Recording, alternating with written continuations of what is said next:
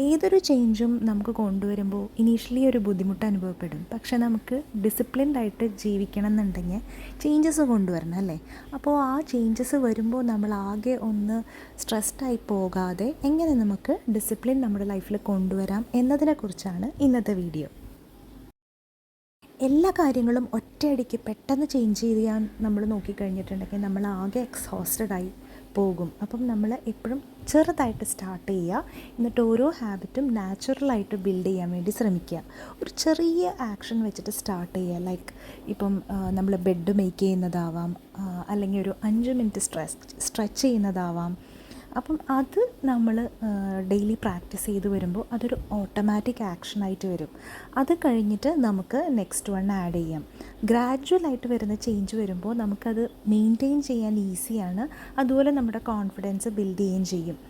നമ്മളിങ്ങനെ സ്ലോ ആയിട്ട് ചെയ്യുമ്പോഴത്തേനും നമ്മുടെ എനർജി സ്റ്റഡി ആയിട്ട് തന്നെ പോവുകയും ചെയ്യും. പെട്ടെന്ന് നമ്മൾ ഒരു രാത്രി കൊണ്ട് ഒരുപാട് അങ്ങ് ചെയ്യുമ്പോഴത്തേനും നമ്മൾ അങ്ങ് ക്രാഷായി പോവും. അപ്പോൾ എപ്പോഴും നമ്മൾ കൺസിസ്റ്റൻസിയിൽ ഫോക്കസ് ചെയ്യുക, ഇൻറ്റൻസിറ്റിയിലല്ല ഫോക്കസ് ചെയ്യേണ്ടത്. നമ്മൾ ഒരു ദിവസം ഒത്തിരി അങ്ങ് ചെയ്ത് ബേൺ ഔട്ട് ആവുന്നതിനേക്കാളും നല്ലതാണ് നമ്മൾ എല്ലാ ദിവസവും കുറേശ്ശെ ചെയ്യുന്നത്, കൺസിസ്റ്റൻ്റ് ആയിട്ട് ചെയ്യുന്നത്. അതുപോലെ റിയലിസ്റ്റിക് ആയിട്ടുള്ള ഗോൾസ് സെറ്റ് ചെയ്യാൻ വേണ്ടി ശ്രമിക്കുക. നമ്മൾ ഡിസിപ്ലിൻ നമുക്ക് മാനേജ് ചെയ്യാൻ പറ്റുന്ന എപ്പോഴും ഗോൾസ് സ്പെസിഫിക് ആൻഡ് റിയലിസ്റ്റിക് ആയിരിക്കണം. നമുക്ക് ചെയ്യാൻ കഴിയാത്ത കാര്യങ്ങൾ നമ്മൾ ഗോളായിട്ട് സെറ്റ് ചെയ്താൽ നമ്മളത് ഓഫ് കോഴ്സ് നമ്മൾ ചെയ്യാൻ ബുദ്ധിമുട്ട് വരികയും ചെയ്യും. പിന്നെ നമ്മൾ വിചാരിച്ചതിൽ പുറകോട്ട് പോവുകയും ചെയ്യും, നമ്മുടെ കോൺഫിഡൻസ് പോവുകയും ചെയ്യും. നമ്മളൊരു പ്ലാൻ ഇടുമ്പോൾ ബി മോർ പ്രൊഡക്റ്റീവ് അങ്ങനെ എഴുതാതെ ഞാൻ 20 മിനിറ്റ്സ് എക്സസൈസ് അല്ലെങ്കിൽ 10 മിനിറ്റ്സ് എക്സസൈസിനിടും, അങ്ങനെ സ്പെസിഫിക്കായിട്ട് പറയുക. അപ്പോൾ നമുക്ക് ആ ഒരു കാര്യമാണ് ചെയ്യാനുള്ളതെന്ന് നമ്മുടെ മനസ്സിൽ ക്ലിയർ ആവും. ബി മോർ പ്രൊഡക്റ്റീവ് എന്ന് പറഞ്ഞു കഴിഞ്ഞിട്ടുണ്ടെങ്കിൽ പല രീതിയിൽ പ്രൊഡക്റ്റീവ് ആവാം അല്ലേ? അപ്പോൾ നമ്മുടെ മൈൻഡിന് കറക്റ്റായിട്ടൊരു ഡയറക്ഷൻ കിട്ടുകയും ചെയ്യും, സ്ട്രെസ്സ് ഉണ്ടാവുകയില്ല. ഇപ്പം അൺറിയലിസ്റ്റിക് ആയിട്ടുള്ള ഗോൾസ് സെറ്റ് ചെയ്ത് കഴിഞ്ഞിട്ടുണ്ടെങ്കിൽ നമ്മൾ ഫെയിലിയറിലോട്ട് പോയി കഴിഞ്ഞാൽ നമ്മുടെ മോട്ടിവേഷൻ ഡ്രെയിൻ ഔട്ടായി പോകാനും ചാൻസ് ഉണ്ട്. പിന്നെ അതുപോലെ ബിഗ് ടാസ്കുകളെ ചെറിയ ടാസ്കുകളാക്കി മാറ്റുക. എന്നിട്ട് നമുക്ക് തന്നെ ഒരു എന്താ പറയുക, സക്സസ് ഉണ്ടാകുമ്പോൾ ചെറിയ രീതിയിൽ എന്തെങ്കിലുമൊക്കെ ആയിട്ടൊരു റിവാർഡ്സ് സെറ്റ് ചെയ്യാം. അതുപോലെ ഗോൾസ് ക്ലിയർ ആണെങ്കിൽ നമുക്ക് നമ്മുടെ പ്രോഗ്രസ് മെഷർ ചെയ്യാനും ഫോക്കസ് ആയിട്ടിരിക്കാനും അതുപോലെ ഇമോഷണലി നമ്മൾ ഓവർലോഡായി പോവാതിരിക്കാനും എല്ലാം ഹെൽപ്പ് ചെയ്യും.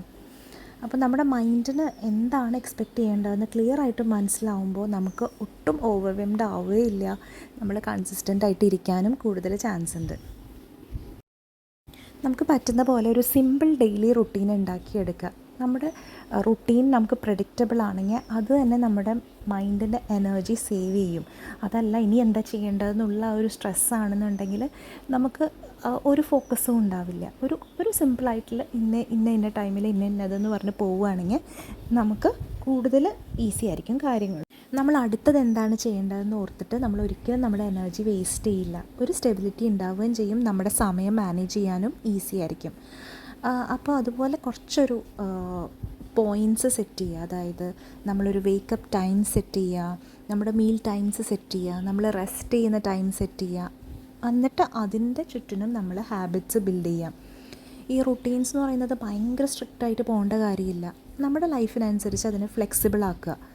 അപ്പോൾ ഒരു സിമ്പിൾ റുട്ടീൻ വരുമ്പോഴത്തേനും നമ്മുടെ ആ ഡേയിൻ്റെ ഫ്ലോ കറക്റ്റ് ആവുന്നു. അതുപോലെ നമ്മുടെ പ്രൊഡക്ടിവിറ്റി ഇൻക്രീസ് ചെയ്യും, ഒരു ഡിസിപ്ലിൻ ഉണ്ടാവുകയും ചെയ്യും. നമുക്ക് അതിനനുസരിച്ച് ഈസി ആയിട്ട് ആക്ട് ചെയ്യാനും പറ്റും.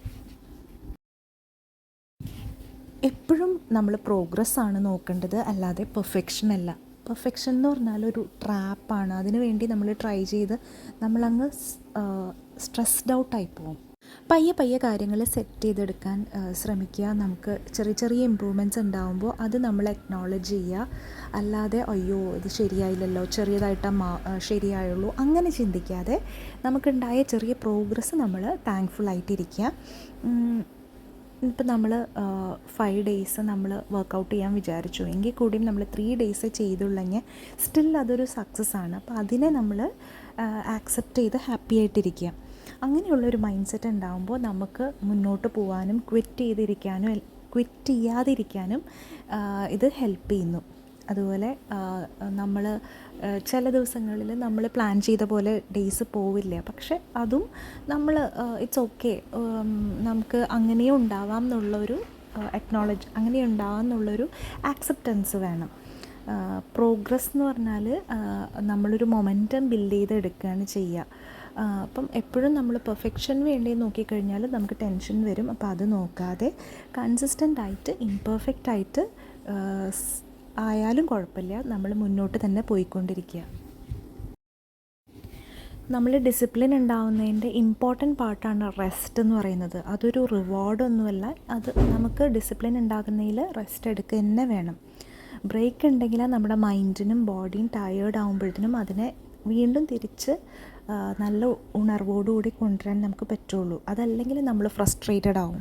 അപ്പോൾ നമുക്ക് ഒട്ടും ഗിൽറ്റ് ഇല്ലാണ്ട് തന്നെ നമ്മൾ ബ്രേക്ക് എടുക്കുക. അത് നമ്മുടെ ഫോക്കസ്, അതുപോലെ ക്രിയേറ്റിവിറ്റി, മോട്ടിവേഷനും എല്ലാം ഇമ്പ്രൂവ് ചെയ്യാൻ ഹെൽപ്പ് ചെയ്യും. ഇപ്പോൾ നമ്മൾ പൊമഡോറോ ടെക്നിക്ക് യൂസ് ചെയ്യുമ്പോൾ 25 മിനിറ്റ്സ് വർക്ക് ചെയ്താൽ 5 മിനിറ്റ്സ് റെസ്റ്റ് എടുക്കുമല്ലോ, അതുപോലെ 5 to 10 മിനിറ്റ്സ് വാക്ക് ചെയ്യുക, ഡീപ്പ് ബ്രീത്തിങ് ചെയ്യുക, അല്ലെങ്കിൽ ഒരു കോഫി കുടിക്കുക. ഇതെല്ലാം നമ്മുടെ എനർജി ബൂസ്റ്റ് ചെയ്യാൻ ഹെൽപ്പ് ചെയ്യും. അപ്പോൾ നമ്മൾ ഒരിക്കലും റെസ്റ്റ് എടുക്കണതിന് നമ്മൾ ഒരു സാഡായിട്ടിരിക്കേണ്ട കാര്യമില്ല, അത് നമുക്ക് വേണ്ട ഒരു കാര്യമാണ്. അപ്പോൾ എപ്പോഴും നമ്മൾ പോസ് ചെയ്യണം എന്ന് നമ്മൾ മനസ്സിലാക്കിയിരിക്കണം. അങ്ങനെയാണ് നമ്മൾ നമ്മുടെ ടയേർഡ്നെസ് മാറ്റിയിട്ട് നമുക്ക് ഗോൾസിൽ കൺസിസ്റ്റൻ്റ് ആയിട്ട് ഇരിക്കാൻ പറ്റുന്നത്. നമ്മുടെ എനർജി സൈക്കിൾസ് നമ്മൾ കണ്ടുപിടിച്ചിട്ട് അതിൻ്റെ ചുറ്റിനും നമ്മൾ ഹാബിറ്റ്സ് ബിൽഡ് ചെയ്യുക. അതായത് നമ്മൾ എപ്പോഴാണോ ഏറ്റവും കൂടുതൽ എനർജറ്റിക്കായിട്ട് അല്ലെങ്കിൽ ഫോക്കസ്ഡ് ആയിട്ടിരിക്കുന്നത് ആ ഒരു സമയം നമ്മൾ നല്ല പോലെ കണ്ടുപിടിക്കണം. എന്നിട്ട് അതിന് ആ ടൈം നമ്മൾ അറ്റൻഷൻ കൊടുക്കുക. കാരണം ആ ഒരു ടൈമിലായിരിക്കും നമുക്ക് കൂടുതൽ കാര്യങ്ങൾ അച്ചീവ് ചെയ്തെടുക്കാൻ പറ്റുന്നത്.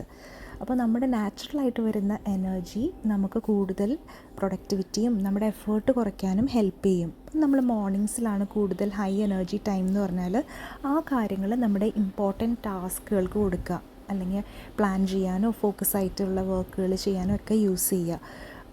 അതുപോലെ ലോ എനർജി ആയിട്ട് ഇരിക്കുമ്പോഴത്തേനും നമുക്ക് ചെയ്യാൻ പറ്റുന്ന ചെറിയ ജോലികൾ ചെയ്യുക. ഇത് നമ്മൾ തീരെ വയ്യാതിരിക്കുമ്പോഴത്തേനും ഒത്തിരി ഹെവി ആയിട്ടുള്ള ടാസ്കുകൾ ചെയ്യാതിരിക്കാൻ, അപ്പോൾ നമ്മുടെ ബോഡീനെ തന്നെ നമുക്ക് ഹെൽപ്പ് ചെയ്യാൻ പറ്റും. അതുപോലെ സ്ട്രെസ്സ് കുറഞ്ഞിട്ട് നമുക്ക് കൂടുതൽ കാര്യങ്ങൾ ചെയ്ത് തീർക്കാനും പറ്റും. അപ്പം ഡിസിപ്ലിൻ നമുക്ക് ഫോഴ്സ് ചെയ്യേണ്ടി വരില്ല, നമുക്ക് നാച്ചുറലായിട്ട് തന്നെ ഈസി ആയിട്ട് കാര്യങ്ങൾ ചെയ്ത് തീർക്കാൻ പറ്റും.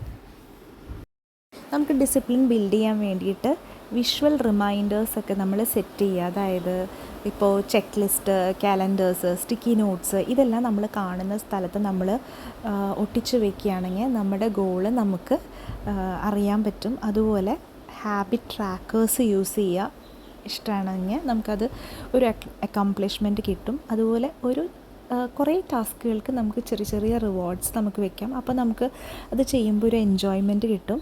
ലൈക്ക് നമ്മൾ ക്ലീനിങ് കഴിഞ്ഞ് കഴിയുമ്പോൾ നമുക്ക് ഫേവറേറ്റ് ആയിട്ടുള്ളൊരു ഷോ കാണാനുള്ള ഒരു പെർമിഷൻ കൊടുക്കുക, അല്ലെങ്കിൽ ഇത്ര അധികം കാര്യങ്ങൾ ചെയ്ത് കഴിഞ്ഞിട്ട് നമ്മൾ മൊബൈൽ നോക്കുമ്പോഴത്തേനും നമുക്കത് ചെയ്ത് കഴിഞ്ഞിട്ടാണല്ലോ നമ്മളിരിക്കുന്നത്, അങ്ങനെ ഒരു സാറ്റിസ്ഫാക്ഷൻ കിട്ടും. അപ്പോൾ ഈ റിമൈൻഡേഴ്സും അതുപോലെ റിവാർഡ്സും കൂടി വരുമ്പോഴത്തേനും നമുക്ക് ഒരു പോസിറ്റീവ് മോട്ടിവേഷൻ കിട്ടും, ഒന്ന് ഡിസിപ്ലിൻഡ് ആയിട്ടിരിക്കാൻ വേണ്ടിയിട്ട്. അപ്പം ഒരു സ്ട്രഗിൾ എന്നുള്ള നിലയിൽ നിന്ന് മാറിയിട്ട് ഒരു ഗുഡ് ഫീലിംഗ് കൊണ്ടുവരാൻ പറ്റും നമുക്ക്. അൺവാണ്ടഡ് കാര്യങ്ങൾക്ക് നോ പറയുക. എല്ലാ കാര്യങ്ങൾക്കും നമ്മൾ യെസ് പറഞ്ഞാൽ നമ്മുടെ ടൈം ആൻഡ് എനർജി നമുക്ക് നഷ്ടമാവും. അപ്പോൾ ഡിസിപ്ലിൻ എന്ന് പറഞ്ഞാൽ നമ്മുടെ ടൈം സേവ് ചെയ്യുക, ബൗണ്ടറീസ് സെറ്റ് ചെയ്തിട്ട്. അപ്പോൾ നമ്മുടെ കമ്മിറ്റ്മെൻറ്റ്സ് എല്ലാം ഒന്ന് നോക്കുക, നമുക്ക് ആവശ്യമില്ലാത്തത് ഒഴിവാക്കുക അല്ലെങ്കിൽ കുറയ്ക്കുക. പിന്നെ അതുപോലെ എല്ലാ ഇവൻറ്റ്സും നമ്മൾ അറ്റൻഡ് ചെയ്യേണ്ട ആവശ്യമില്ലെങ്കിൽ പോകാതിരിക്കുക. അപ്പോൾ പിന്നെ എല്ലാത്തിനും നമ്മൾ അപ്പം തന്നെ മെസ്സേജ് കൊടുക്കുക, ലൈക്ക് നമുക്ക് അറ്റൻഡ് ചെയ്യാൻ പറ്റില്ലെങ്കിൽ അപ്പോൾ നമുക്കിതൊരു ഗിൽറ്റ് ഇല്ലാതെ തന്നെ ചെയ്യാൻ പഠിക്കുക.